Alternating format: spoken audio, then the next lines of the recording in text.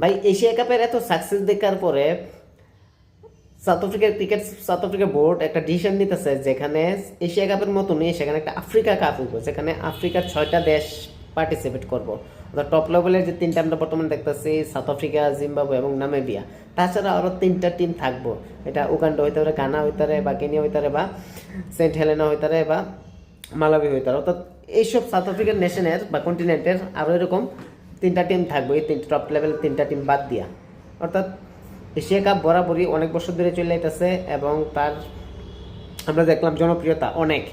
এটা এশিয়া ক্রিকেটে হোক বা আফ্রিকার হোক বা ইউরোপে হোক, প্রত্যেকে কিন্তু এটা দেখে। এবং রিসেন্টলি যে হয়েছে 2025, যেটা দেখলাম ইন্ডিয়া চ্যাম্পিয়ন হয়েছে, এখানে কিন্তু প্রচুর এক্সাইটমেন্ট আসলো। ইন্ডিয়া পাকিস্তানের মতো একটা টিম আসলো, যেখানে 3বার মোকাবেলা হয়েছে, 3বারই পাকিস্তানে হারছে।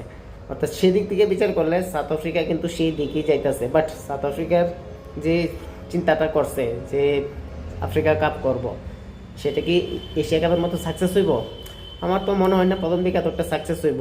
বাট এটা ডিপেন্ড করে টিমের উপরে, কেননা টপ লেভেলের টিম সেখানে নাই। আর এশিয়ার দিকে যদি চিন্তা করা হইতেছে, তাহলে কিন্তু এশিয়া ক্রিকেটে বড় বড় ক্রিকেট জায়েন্ট আছে। ইন্ডিয়া আছে, শ্রীলঙ্কা আছে, পাকিস্তান আছে, বাংলাদেশ আছে এবং আফগানিস্তান বা নেপাল এসে ইমার্জিং এসে উঠতেছে। বাট কিন্তু সাউথ আফ্রিকার কথা চিন্তা করলে সাউথ আফ্রিকা কিন্তু সেদিক থেকে অন্য লেভেলের। সাউথ আফ্রিকায় একটু ভালো টিম আছে এবং জিম্বাবু কিছুটা। বাট এছাড়া বাদ বাকি টিম যেগুলি আছে সেগুলো কিন্তু সেরকম পারফরমেন্স বা ওই লেভেলের পারফরমেন্স বা হাড্ডাহাড্ডি কন্টেস্টের মতো আমরা লড়াই দেখতে পাবো না, যেটা এশিয়া কাপের মধ্যে ইন্ডিয়া শ্রীলঙ্কা বা ইন্ডিয়া আফগানিস্তান বা ইন্ডিয়া পাকিস্তান বা ইন্ডিয়া বাংলাদেশের মধ্যে যে একটা এক্সাইটমেন্ট থাকে। দেখা যাক কবে হয় এটা। ক্রিকেট প্রেমিয়ার লেগে খুব ভালো এবং এটা কতটুকু সাকসেস হয় এটাও দেখার বিষয়।